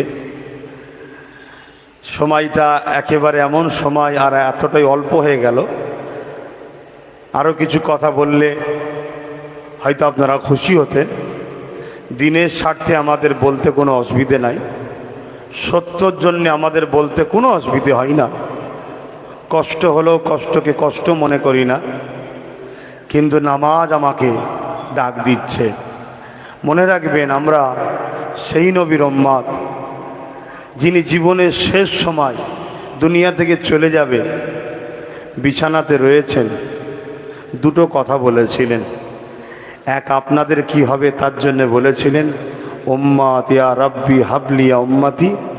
আর একটা কথা বলেছিলেন, সালাত সালাত সালাত, অর্থাৎ নামাজ নামাজ নামাজ। সেই উম্মাতের ঘরের ছেলে, সেই উম্মাত হয়ে আমরা 100টা যে গ্রামে বাড়ি থাকে, 80টা লোক নামাজ পড়েন ওই গ্রামে। আমি কি বেশি বলে ফেললাম? আমার তো মনে হচ্ছে কম বলেছি। এটা বড় কিন্তু লজ্জা, বড় দুঃখ। নিজেকে এতই বড় মনে করেন যে আল্লাহর কাছে মাথা নত করতে আপনাকে কষ্ট হয়, অথচ মাথা নত করা, নামাজ কি যে নিয়ামত। ও মুসা আলাইহিস সালাম, একটু সময় নিচ্ছি, সময় আছে, আর একটুখানি নিচ্ছি, 5 মিনিট। কি গো, লোবো না থাকবে? মুসা আলাইহিস সালাম আল্লাহকে জিজ্ঞেস করছে, আল্লাহ আমি তো আপনার সঙ্গে কথা বলি, আপনার সঙ্গে আর কি কেউ কথা বলবে? হাই রে উম্মতে মোহাম্মদী, হাই রে আমার যুবক ভাইরা, কি নিয়ামত গুলো ছেড়ে দিচ্ছ রোজ। আল্লাহ বলেছিল, মুসা একটা স্পেশাল আমার রাখা আছে একদল। তুমি তো কথা বলছো জায়গা ফিক্সড, তুর পাহাড়ে আসতে হয়। তুমি কথা বলছো অনেক রুলস আছে, নিয়ম আছে, বেশিক্ষণ কথা বলতে পারো না। এবং তুমি যে কথা বলছো মুসা, তোমার আমার বিচখানে অনেক দূরত্ব আছে, 10,000 পর্দা আছে। কথা বলি 70,000 পর্দা আছে, এক একটা পর্দা 10,000 বছরের রাস্তা বা 10,000 মাইল রাস্তা। কথা বুঝে আসছে? কিন্তু একটা স্পেশাল রাখা আছে। তারা যখন আমার সঙ্গে কথা বলবে, জায়গা কোনো ফিক্সড নাই, টাইমের কোনো ফিক্সড নাই, যতক্ষণ খুশি যখন খুশি তারা আমার সঙ্গে কথা বলতে পারবে। জোরে বলুন সুবহানাল্লাহ। আর তারা যখন আমার সঙ্গে কথা বলবে, কোনো পর্দা তাদের আর আমার বিচখানে থাকবে না, একদম সামনে, একদম সামনে। মুসা আলাইহিস সালাম বলছে, আল্লাহ তারা কারা, আমাকে তাদের মতো করুন। মুসা আলাইহিস সালাম বলছে, আল্লাহ বলছে হবে না, ওটা আমার পেয়ারা নবী, আখরি নবীর উম্মত উম্মতিরা। জোরে বলুন সুবহানাল্লাহ। কখন আল্লাহ? তারা যখন নামাজে দাঁড়িয়ে যাবে, নামাজে দাঁড়িয়ে গিয়ে বলবে আলহামদুলিল্লাহি রাব্বিল আলামিন আর রহমানির রহিম। যতক্ষণ পড়তে থাকবে এই নামাজ অবস্থাতে তারা আমি আল্লাহ আমার সঙ্গে কথা বলতে লেগেছে। কেন? কোরআন হলো আমি আল্লাহ আমার কালামুল্লাহ। তারা যখন দাঁড়িয়ে যাবে তাদের আমার বিছখানেতে কোনো পর্দা থাকবে না। আল্লাহ নবী তাই বলেন, তোমরা যখন নামাজে দাঁড়াও, আসসালাতু মিরাজুল মুমিনিন, আল্লাহ দিদার হতে লেগেছে। যদি তোমরা আল্লাহকে দেখতে নাও পাও, মনে রেখে দিও তোমাদের মালিক তোমাকে দেখছে। এবং যখন তোমরা সিজদা দেবে, এ আমার উম্মত উম্মতি জেনে রেখে দিও তোমাদের কপালটা কোনো মার্বেলে পড়লে মার্বেলে পড়ছে না। তোমরা মকমলের ওপরে নামাজ পড়লে দেখছো মকমলে পড়ছে না, মকমলে পড়ছে না। আমার নবী জানিয়ে দিলেন তোমাদের কপালটা দোনো জাহানের সৃষ্টিকর্তা আল্লাহ পাকের কুদরতি কদমে পড়ে যায়। ওই সময় তোমরা যখন বলো সুবহান রাব্বিয়াল আলা, কি বলো? সুবহান রাব্বিয়াল আলা। আল্লাহ ফেরেশতাকে বলে, ফেরেশতারে দেখ কি করে ওরা। আল্লাহ ফেরেশতারা বলেছেন আমাদেরকে বানাবে না, তাই আল্লাহ দেখায়, দেখ কি করছে, দেখ। তুই বলেছিস না বানাতে হবে না? কত ভালোবাসে। ফেরেশতারা বলে আল্লাহ সব কিছু ছেড়ে দিয়ে তোমার মায়ায় জড়িয়ে তোমার সৃষ্টিগুলো তোমার কাছে নিজেকে সুপে দিয়েছে, পুরো উৎসর্গ করে দিয়ে ওপর হয়ে পড়ে গেছে, তোমার কাছে মাথাটা নত করে দিয়েছে, তোমার কুদরতি কদমে কপালটা লাগিয়ে দিয়েছে। লাগিয়ে দিয়ে বলে সুবহান রাব্বিল আলা, আল্লাহ আপনি সব থেকে বড় পবিত্র, মহান পবিত্র, সব থেকে বড় পবিত্র। আমার আল্লাহ বলে, ওরে আমার ফেরেশতারে, যে আমার পবিত্রতা বর্ণনা করছে, ওরা তো অনেক পাপ করেছে, গুনাহ করেছে, ওরা তো অনেক অন্যায় করেছে, কিন্তু আমার পবিত্রতা বর্ণনা করছে। ওই ফেরেশতা তোমরা সাক্ষী থেকে যাও, আমি আল্লাহ ওদের গুনাহগুলো মাফ করে ওদের খুব পবিত্র বানিয়ে দিলাম। কেন নামাজ কাজা করো যুবকরা? কেন বোনেরা নামাজ কাজা করো? কি গো বলছে, আবার অসুবিধা হচ্ছে না কেন? অনেক জায়গায় শোনা যায় আমি কি করব, তোমাকে মৌলী সাহেবকে কৈফিয়ত দিতে বলে। ওরে বাবা, আমি তোমায় শিখাইনি তো, আমি শিখাচ্ছি মাত্র একজন ব্যক্তিকে, কো আনফুসাকুম ও হালিকুম নারা। নিজে বাঁচার চেষ্টা করছি, নিজের পরিবারকে বাঁচাবার চেষ্টা করছি। আপনি যদি আমার পরিবার হন, আপনার জন্য হজ করছি। পরিবার বোঝেন তো? শুধু এক মায়ের পেটের এক ঘরে বসবাস করলেই পরিবার হয় তা নয়। অনেক সময় রেস্তা রাস্তা হয়ে যায়, রাস্তা রেস্তা হয়ে যায়। বোঝেন রেস্তা কাকে বলে? আত্মীয়তা। আর রাস্তা কাকে বলে জানেন তো? পথ।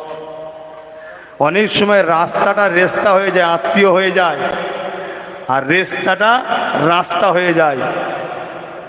10 বছর সম্পর্ক নেই, দূর হয়ে গেছে, রাস্তা অনেক দূর হয়ে গেছে, ওটা রাস্তা হয়ে গেছে।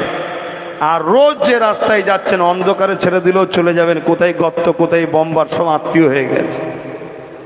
অতএব এক খুন বা এক ঘরে জন্ম নিলেই শুধু হয় না, যদি আপনার সঙ্গে আমার আল্লাহ আল্লাহ রসুলের ভালোবাসার সম্পর্ক থাকে, তাহলে আমরা এক পরিবার, জান্নাতি পরিবার। জোরে বলুন সুবহানাল্লাহ।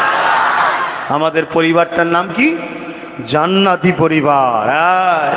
আমি তাদেরকে বলছি, কেন নামাজ কাজা করেন? কেন মা বোন ভাই ভাইরা নামাজ কাজা করেন? নামাজ পড়বেন।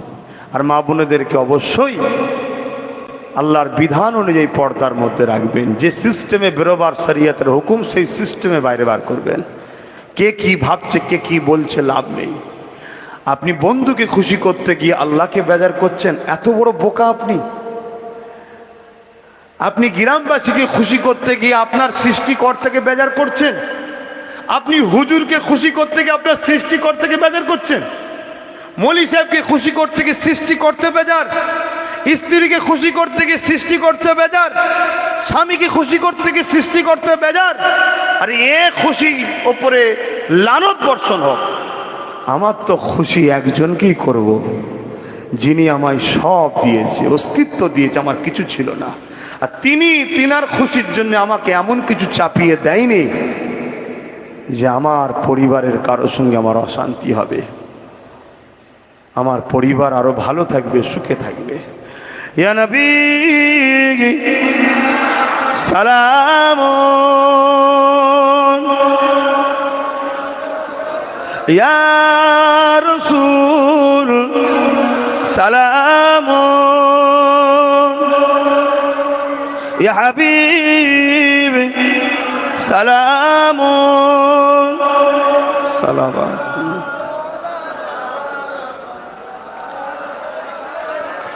কঠিন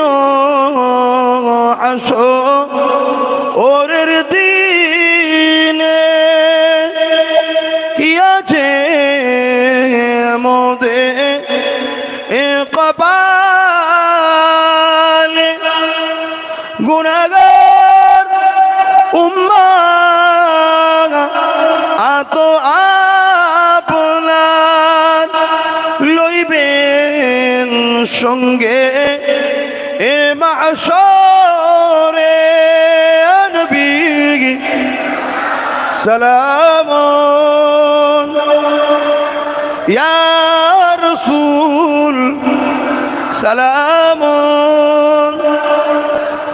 ইয়া হাবিব সালাম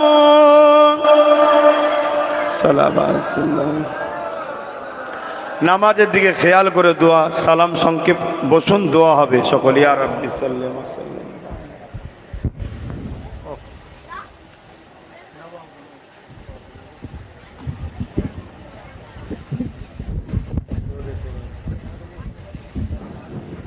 একটু মাঝে মাঝে গিরিশ দিতে হবে, বুঝতে পারছেন না? একটু গিরিশ টিরিশ দেবেন, না জাম হয়ে যাচ্ছে। আপনার বাড়ি এখানে নাকি কোথায়? আচ্ছা, এটা এটা এ দেবেন, জাম হয়ে যাচ্ছে। 29 খতম, 156 পারা, 42,700 দরুদ শরীফ, 29,500 কলেমা শরীফ, 11 বার সূরা ইয়াসিন। বলুন মারহাবা, নারী দিবে। মাশাআল্লাহ মাশাআল্লাহ, বড় নিয়ামতের জিনিস পরে রেখেছে। আসেন আল্লাহর কাছে দোয়া চাইব। সকলে 11 বার দরুদ শরীফ, 3 বার শেফা, 10 বার সূরা ইখলাস। আমরাও তেলাওয়াত করে নিই একটু।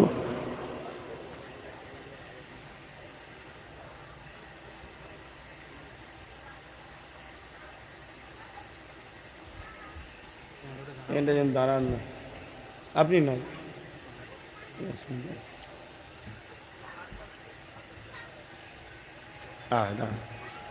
থাক।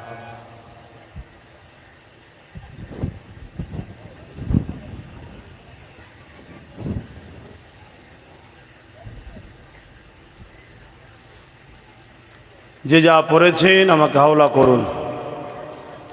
দোয়ার বাদ নামাজ পড়ে নেবেন, রাস্তাঘাট দেখে পার হবেন, রাস্তাঘাট দেখে পার হবেন। আল্লাহ আমাদের প্রত্যেকের যতদিন বাঁচিয়ে রাখবেন, ইসলামের উপরে বাঁচিয়ে রাখেন এবং ইজ্জত ও ঈমানের সাথে যেন মরণটা নসিব করে। বলুন আমিন। সকলে আমার সাথে তওবা পড়ুন। বিসমিল্লাহির রহমানির রহিম। আল্লাহ তাআলা, আমি জানা অজানা, ইচ্ছা ও ইচ্ছা সকল গুনাহ হইতে তওবা করিতেছি। আস্তাগফিরুল্লাহ রাব্বি মিন কুল্লি যামবিন ওয়া আতুবু ইলাইহি। আশহাদু আল্লা ইলাহা ইল্লাল্লাহু ওয়াহদাহু লা শারীকা লাহু ওয়া আশহাদু আন্না মুহাম্মাদান আবদুহু ওয়া রাসূলুহু। লা ইলাহা ইল্লাল্লাহ মুহাম্মাদুর রাসূলুল্লাহ সাল্লাল্লাহু আলাইহি ওয়াসাল্লাম। 5 ওয়াক্ত নামাজ পড়বেন, 1 মাস রোজা রাখবেন, বাপ মার খেদমত করবেন, হালাল খাবেন, হারাম থেকে দূরে থাকবেন। লোভ লালসা বড় খারাপ জিনিস। আল্লাহ জিহালে রেখেছে আপনাকে, আপনার মালিক যেটা চায় আপনি তার উপরে খুশিতে থাকুন। দুদিনের দুনিয়া, বেশি দিন নয়। 35 থেকে 50, 15 থেকে 50, এই 35টা বছরের জিন্দেগি, বেশি দিনের নয়। দেখতে দেখতে কেটে যাবে। যদি মালিককে খুশি করতে পারেন, অন্যায় না করেন, জুলুম না করেন, পরচর্চা পরনিন্দা হারাম না খান, বেশরিয়াতি কাজ না করেন, তাহলে পরকালে মালিক আপনাকে চির শান্তির জান্নাত দেবে। মুজাদ্দেদ জামানের ওসিলা করে বাংলার মানুষ দিন ইসলাম পেয়েছে। আরও অনেক হক দরবার, অনেক হক মাশায়েখ, ইমাম, মুস্তাহিদ আছেন, কিন্তু বাংলার মানুষ, পূর্ব ভারতের মানুষ দাদা হুজুর ইসলাম পেয়েছে। তা আপনারা দাদা হুজুরকে মজবুত করে ধরে থাকবেন। সেই বংশের আওলাদ হিসাবে আমি আপনাদের কাছে আজকে এসেছি। আমি কিছু কাজ করছি, আপনাদেরকে সংক্ষেপে দাওয়াত। আমি দুটো দিক চালাই। একটা হলো এই সংগঠন ফুরফুরা শরীফ আহলে সুন্নাত ওয়াল জামাত। এই সংগঠনের লক্ষ্য তিনটে: ধর্মপ্রেম, মানবপ্রেম, দেশপ্রেম। তিনটেই আমার কাজ, তিনটেতেই আমার লাইফ, আপনাদেরও লাইফ। তা আসুন, যদি আপনারা মনে করেন একসাথে, তাহলে এই কাজ করি। প্রতিটা গ্রামের টিম তৈরি হচ্ছে, মিনিমাম 11 জন করে কমিটি। যদি বেশি হয় তো আলহামদুলিল্লাহ, এই গ্রামেও সম্ভবত আছে, আপনারাও করুন। সুবিধা অসুবিধে হলে একে অপরের পাশে দাঁড়াবো, একে অপরকে সৎ পরামর্শ দেবো। কিছু যদি করতে নাও পারি, হাতটা তো তুলে দোয়া তো চাইতে পারবো, একটু ভালো পরামর্শ দিতে তো পারবো। আর একটা দিন হয়তো এই ইউনিট আমাদের ঘরে একটা বিরাট সভ্য সুন্দর সমাজ গড়ার পাওয়ার তৈরি করে দিতে পারে, এটা মাথায় রাখবেন। হয় এতে আসুন, যদি কেউ বিদেশ থাকেন বা বয়স হয়ে গেছে, বা বিশেষ করে মা বোনেরা সংগঠন তো করতে পারবে না, তারা কি করবেন? আমি একটা নলেজ সিটি করছি, নিশ্চয়ই জানেন, 100 বিঘে জমির ওপরে। যদি পারেন কখনো দেখতে যাবেন।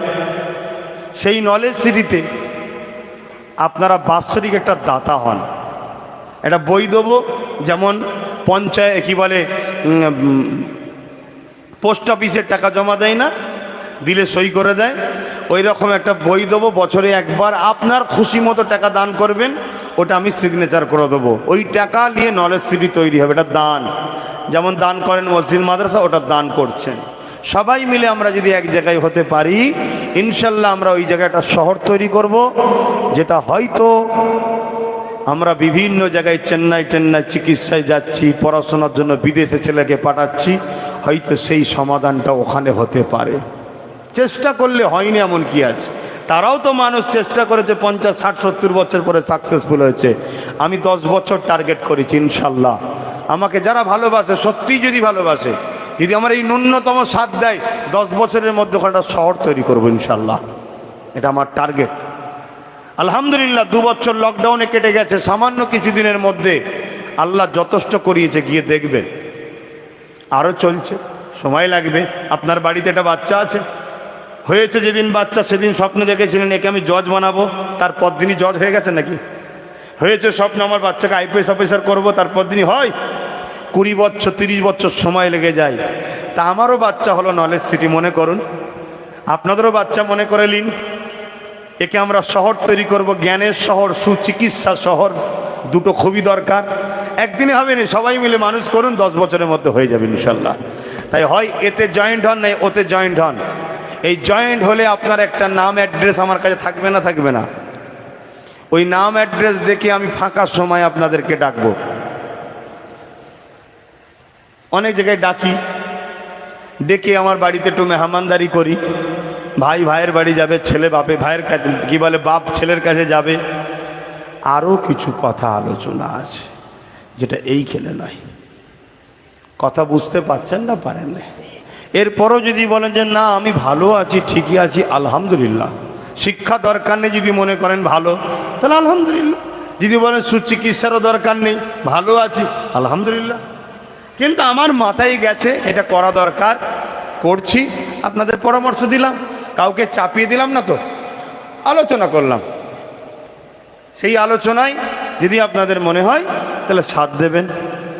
কখনো 10 বছর পরে যদি আমার ছেলে শক্তিশালী হয়, নলেজ সিটি বা আমার সংগঠন কোনো যদি সুবিধা অসুবিধে লাগে, ওই বইটা দেখালে হয়তো একটা গুরুত্ব সহকারে দেখতে পারি, কেন আপনি আমার, আমি আপনার হব না, এটা স্বাভাবিক।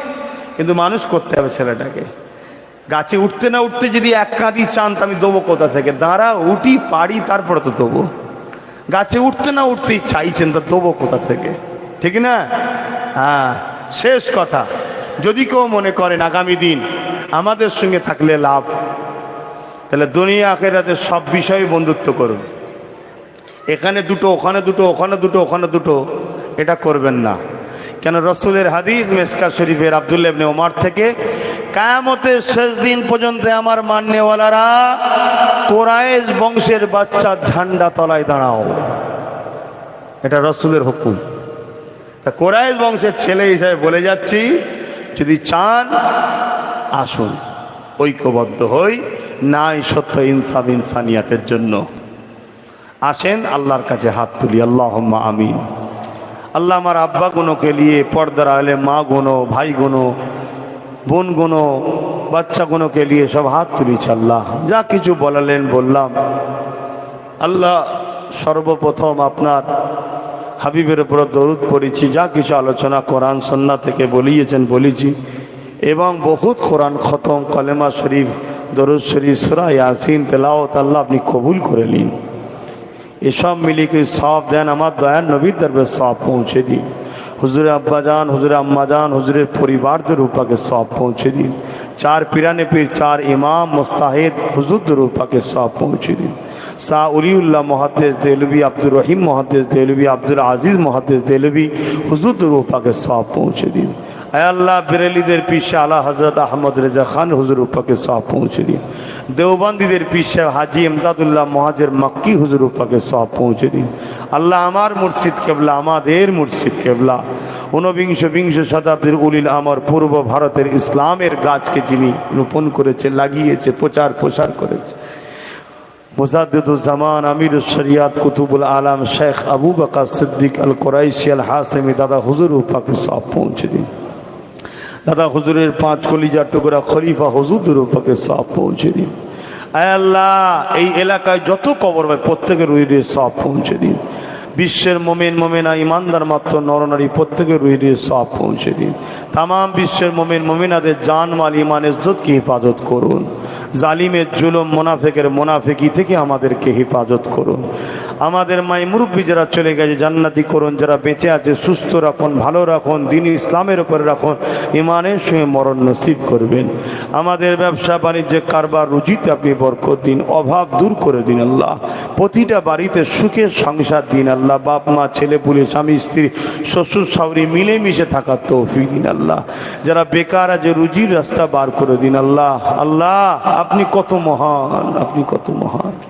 আমরা বুঝি না, আমরা কত দূরে থাকি আপনার থেকে। আমাদের কাজ নেই, কারবার নেই, চাকরি নেই, সবাই মিলে আমাদেরকে লোটে কেড়ে লায়। তারপরেও তুমি আমাদেরকে যে ভালো খাওয়াও, ভালোভাবে রেখেছো, যাদের সব আছে তারাও পাই না। এরপরেও কেন যে আমরা বুঝি না। আল্লাহ তুমি আমাদেরকে হেদায়েত করো আল্লাহ। এখনো তুমি আমাদেরকে সাহায্য করছো। চারিদিক থেকে জালিম মারতে চায় আর তুমি তাদের প্ল্যানগুলোকে ভেস্তে দাও। এখনো সাহায্য তুমি আমাদেরকে করো। কেন যে আমরা তোমার দিকে হই না মালিক? তুমি আমাদেরকে হেদায়েত করো, তোমার বানিয়ে নাও। আমরা যেন রুকু সেজদাতে থাকি, আমরা যেন কোরআন তেলাওয়াতে জীবন গড়ি, আমরা যেন তোমার প্রেমে জীবন গড়ি, মানুষকে দান খায়রাত করি, মানুষে মানুষে মিলেমিশে থাকি, পাড়ায় পাড়ায় শান্তিতে ভ্রাতৃত্বে মিলেমিশে থাকি। আয় আল্লাহ তুমি আমাদেরকে নেক বান্দা বান্দিদের দলভুক্ত বানিয়ে দাও। ইহদিনা সিরাতাল মুস্তাকিমের পথে চালাও মালিক। দয়াময় দয়া করে আমার মাতৃভূমি ভারতবর্ষ, এই ভারতবর্ষ দেউলিয়ার হাত থেকে আপনি হেফাজত করেন। আমার দেশ যেন শ্রীলঙ্কার মতো যেন না হয়ে যায়। আমার দেশকে বিদেশি শক্তির হাত থেকে হেফাজত করেন। আমার দেশের ভেতরে যারা দেশকে ক্ষতি করছে তাদের হাত থেকে দেশকে হেফাজত করেন। আয় আল্লাহ আপনার কাছে ভিক্ষা চাইছি, আমার দেশকে যারা ভালোবাসে তারা বর্ডারের পাহারাদার, বিএসএফ, বর্ডার ফোর্স, সেনাবাহিনী, পুলিশ প্রশাসন এবং যত আধিকারী আছে, যারাই আমার দেশের ক্ষতি চাই না, আল্লাহ তাদেরকেই আপনি সুস্থ ভালো রাখুন, তাদের পরিবার বউ বাচ্চাদেরকে ভালো রাখুন, তাদেরকে পেট ভরে খাওয়ান, তাদের পরনার কাপড় ইজ্জত ঢেকে রাখার ব্যবস্থা করে দেন। আল্লাহ, যে সকল রাজনীতির নেতারা দেশ ও সমাজের কথা ভাবে, তাদেরকে আপনি সুস্থ ভালো রাখুন। যারা রাজ ক্ষমতাদের দেশ ও সমাজকে লুটছে, ওই সকল চোরেদেরকে প্রকাশ করে দিন, তাদেরকে বেউজ্জতি করুন, তাদেরকে ধ্বংস করে দিন মালিক, তাদেরকে ধ্বংস করে দিন। কেন আমি আমার দেশকে ভালোবাসি আল্লাহ। আয় আল্লাহ, আরো দোয়া চাই, খাস করে আমার ছোট ভাই নওশাদ সিদ্দিকী দেশ সেবা ও মানুষ সেবার জন্য রাজনীতি করতে নেমেছে। আল্লাহ ওকে ন্যায়পরায়ণ, সত্যবাদী, ইনসাফ ওয়ালা রাজনীতির নেতা বানাবেন। আল্লাহ ওকে অনেক বড় রাজ ক্ষমতা দান করবেন, যেখান থেকে ওর প্রজাদের সেবা করবে, জনগণের সেবা করবে। মুসলিম হোক, হিন্দু হোক, যেই হোক, জনগণ গরিব অসহায় যেই হবে, তার পাশেই যেন আমার ভাই দাঁড়ায়, এমন ক্ষমতা তাকে দেন আল্লাহ।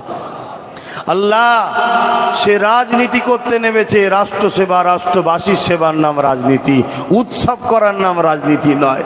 এখন সব উৎসবে মেতে উঠেছে। আল্লাহ আমার ভাইকে ওই রকম লিডার বানাবেন না। আমার ভাইকে সৎ, চরিত্রবান, মানব দরদি, দেশ দরদি, আল্লাহ ইনসাফওয়ালা, সত্যবাদী রাজনীতি বানাবেন, লিডার বানাবেন। আল্লাহ আল্লাহ আমার ভাইয়ের যারা সাথ দেবে তাদেরকেও ভালো রাখবেন। আল্লাহ, যারা আমার ভাইয়ের ক্ষতি করতে চাইছে, বাধা হয়ে দাঁড়াচ্ছে, কাঁটাগুলো পরিষ্কার করে আমার ভাইয়ের রাস্তাকে সহজ করে দিন। আল্লাহ, লাহু মুলকুস সামাওয়াতি ওয়াল আরদ, জমিন আসমানের বাদশাহী তো আপনার হাতে, সব তো আপনার কাছে চাইবো। গাড়ি লাগবে আপনার কাছে বলবো, বাড়ি লাগলে আপনার কাছে বলবো, পাওয়ার লাগলেও আপনার কাছে বলবো, খিদে লাগলেও আপনার কাছে বলবো, অর্থ লাগলেও আপনার কাছে বলবো। মালিক, আপনি ছাড়া দ্বিতীয় কেউ নেই দিতে পারে, তাই আপনার কাছে সব আশা। সবার জন্য দোয়া চাইলাম।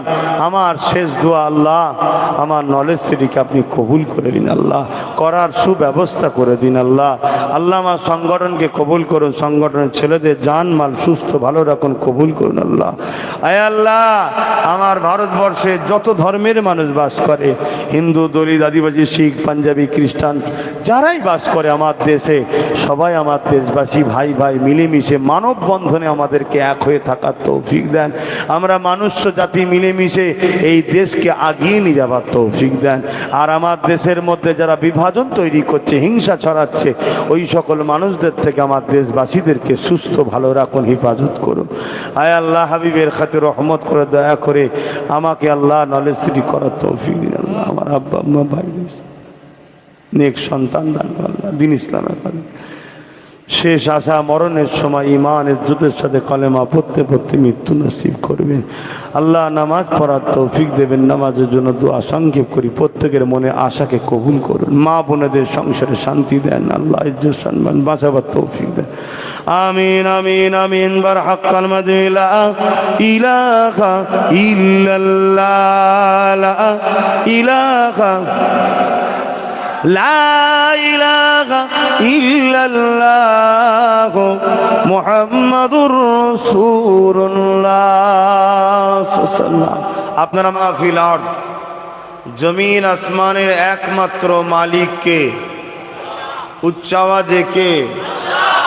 তিনি তিনার আসমানি আখিরি কিতাব এবং তিনারি বাণী কালামুল্লাহ কোরআন শরীফে তিনি জানিয়েছেন, ইন্নাদ-দীনা ইনদাল্লাহিল ইসলাম, নিশ্চয়ই আমি তোমাদের রব, আমার কাছে মনোনীত পছন্দনীয় ধর্ম হলো ইসলাম।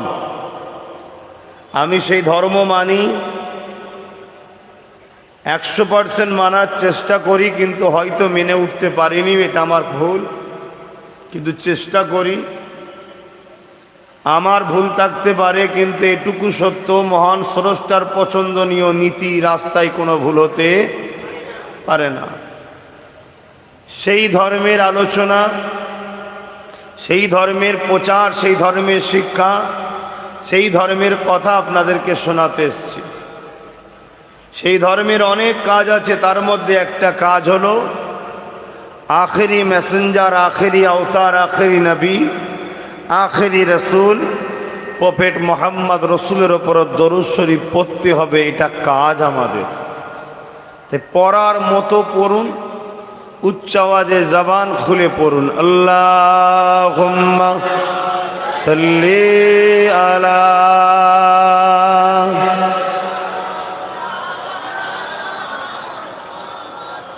ওয়ালা আলি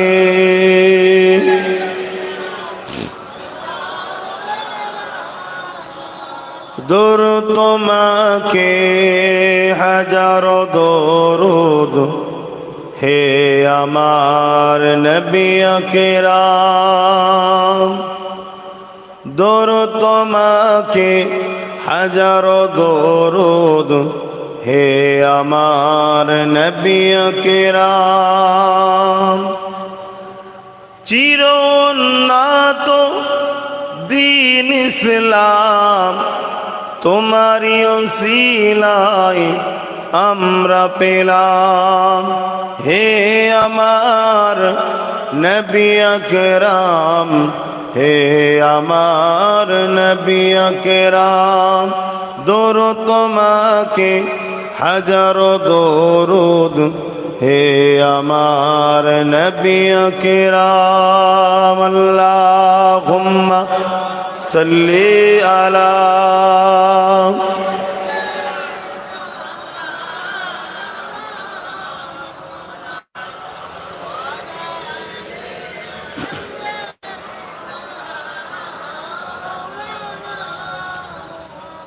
পাতারা নদী গতির ধারায় প্রবাহিত হলো তোমারি ছোঁয়ায়।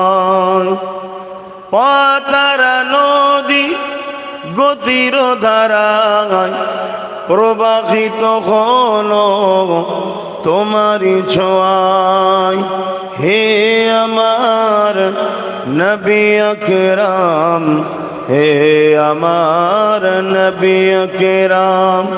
দরুদ তোমাকে হাজারো দরুদ হে আমার নবী আকরাম। আল্লাহুম্মা সাল্লি আলা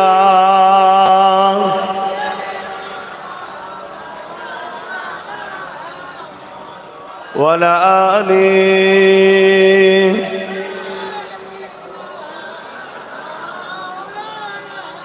कलमे ला इलाहा इल्लल्लाह, ला इलाहा ज़बान खुले ला इलाहा इल्लल्लाह, ला इलाहा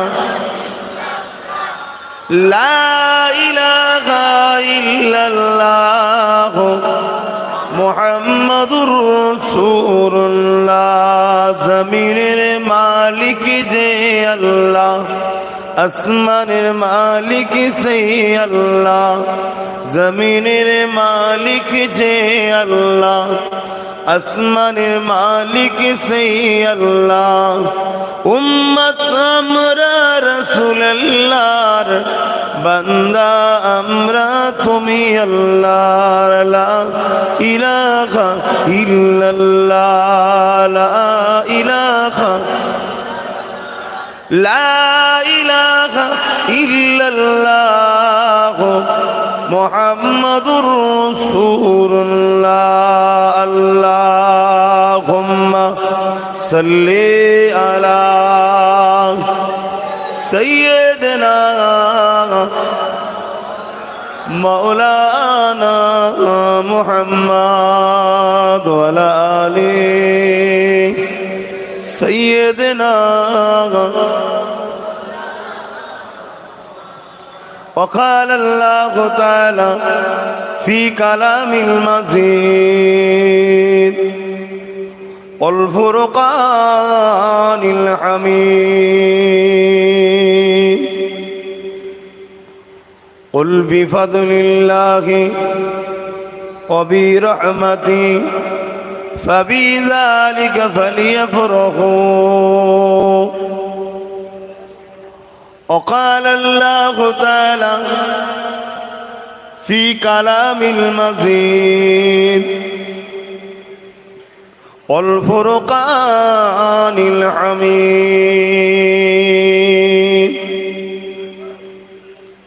وما خلقت الجن والإنس إلا ليعبدون আমার আব্বা জানেরা, আমার পর্দা নিশিনা আম্মা জানেরা, আমার ভাইয়েরা বোনেরা, ছোট ছোট বাচ্চারা, এই মাসের 12 তারিখে 570 খ্রিস্টাব্দে 12ই রবিউল আউয়ালে সর্বকালে সর্বশ্রেষ্ঠ আল্লাহর সৃষ্টি দোনোজাহানের সুলতান আমিনার লাল আব্দুল্লাহ দুলাল মানব জাতির মুক্তিদাতা, পৃথিবী যখন অশান্তির দাবানলে জ্বলছিল, শান্ত পৃথিবী করতে যিনাকে মহান রব্বুল আলামিন পাঠিয়েছিলেন, তিনি এই মাসের 12 তারিখে সোমবার শবে সাদেকের সময় 570 খ্রিস্টাব্দে 12ই রবিউল আউয়ালে সোমবার শবে সাদেকের সময় তাশরীফ এনেছিলেন। জোরে বলুন সুবহানাল্লাহ। সেই উদ্দেশ্য করে আজও পৃথিবীর বুকে, আজও পৃথিবীর বুকে 1450 কম বেশি 1500 বছর এই মাসটা আসলে আশেকে রসুলরা, নবী প্রেমিকরা, কোরআন সুন্নাহর মাননেওয়ালারা, আহলে সুন্নাত ওয়াল জামাআতের অনুসারীরা রাসূল পাক সাল্লাল্লাহু আলাইহি সাল্লামের স্মরণে মাওলুদ শরীফের মাহফিল করে। সারা বছর আমরা কোনো সময় সিরাতুন নবী করি, মেরাজুন নবীর মাহফিল করি, হায়াতুন নবীর আলোচনার মাহফিল করি, বহুমুখী আলোচনার মাহফিল হয়। কিন্তু রবিউল আউয়াল মাস আসলে প্রতিটা গ্রামে, প্রতিটা এলাকায়, প্রতিটা শহরে, নগরে, পাড়াতে, সব জায়গাতেই রাসূল পাক সাল্লাল্লাহু আলাইহি সাল্লামের মাওলুদের আলোচনা হয়। মাওলুদ কথাটা আরবি শব্দ, যার বাংলা মানে আমরা জন্ম বলি, কিন্তু অ্যাকচুয়ালি নবীর ক্ষেত্রে জন্ম কথাটা বলা বিয়াদবি। কেন? তিনি আমাদের মতো মানুষ নন, বেশাক মানুষ, কিন্তু আমাদের মতো নন। তিনি নূর ওয়ালা মানুষ। জোরে বলুন সুবহানাল্লাহ। তিনি আল্লাহর দোস্ত, তিনার একটা মর্যাদা সম্মানের দিকে এই জন্ম কথাটা বলা বিয়াদবি। তাই তিনার ক্ষেত্রে মাওলুদ শব্দটা ব্যবহার যখন হবে, তার মানে নবীর আগমনের আলোচনার মাহফিল। শিশুবেলার নবীর কি জীবন ইতিহাস আছে, সেই আলোচনার মাহফিল হলো ঈদে মাওলুদুন নবী, অর্থাৎ নবীর আগমনের ছোটবেলার আলোচনাতে খুশির মাহফিল। জোরে বলুন সুবহানাল্লাহ। কিন্তু তার আগে একটা বিষয় আমি সমাজকে ভাবাতে চাইছি, একটু সকলে আওয়াজ দিয়ে বলবেন, এ জমিন আসমান তামাম কায়নাতের মালিককে? কটা মালিক? পানি একজন দেয়, রোদ আর একজন দেয়, ছেলে একজন দেয়, মেয়ে আর একজন দেয়, জ্বর বিমার দেয় একজন, সেবা করে আর একজন, পাহাড় তৈরি করেছে একজন, সাগর তৈরি করেছে একজন, আসমান তৈরি করেছে একজন, চাঁদ তৈরি করেছে একজন, সূর্য তৈরি করেছে একজন। তো আলাদা আলাদা খোদা, আলাদা আলাদা মালিক না একজন? কটা মালিক? শাহাদাত আগুল তুলে বলুন কে? তিনি কে? শুধু বললে হবে না, আল্লাহু আকবার। আমার সাথে আরো জবান খুলে বলুন আল্লাহু আকবার। এর মানে কি?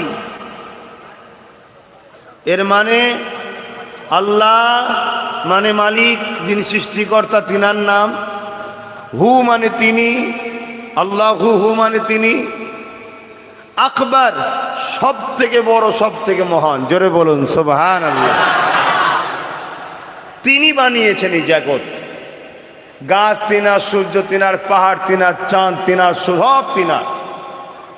এ কায়নাতে যা কিছু আছে সব কিছুর মালিক তিনি। তিনাকে বানাতে কিন্তু কোনো সময় লাগে না। তিনি একবার শুধু ইরাদা করে, কুন, আরবি কথা যার মানে হলো হোজা, ফায়াকুন, সঙ্গে সঙ্গে হয়ে যায়। জোরে বলুন সুবহানাল্লাহ। শুধু আদর করে একটা জিনিসকে তিনি অনেক দিন সময়লে বানায়, সেটা হলো মানুষ।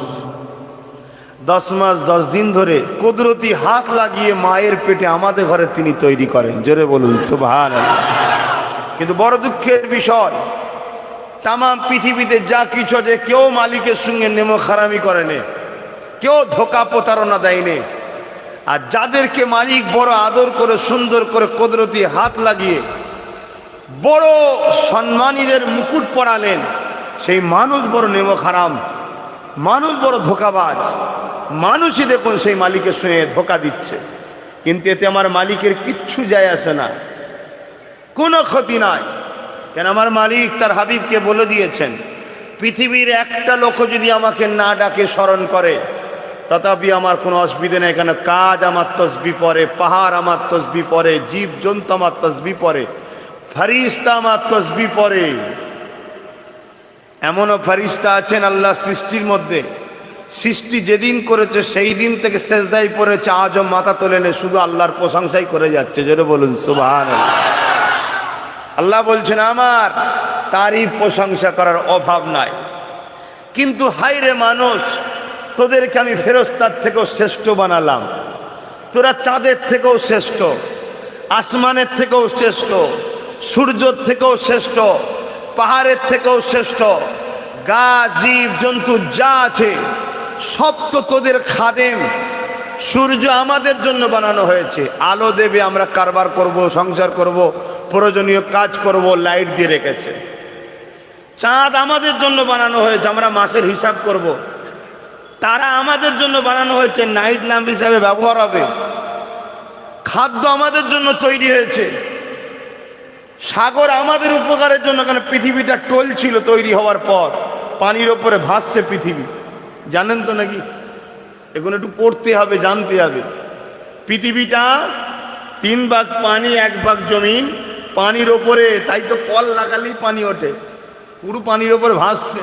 এরপরও আমাদের মস্তানির শেষ নেই, পুরো পানিতে ভাসছি আমরা। আর বিজ্ঞানী বলছে যে প্লেটটা আছে পানির উপরে, একটা প্লেট আল্লাহ রেখেছেন, তার উপরে পৃথিবী। বিজ্ঞানী বলছে প্লেটের বড় ফাটল ধরেছে।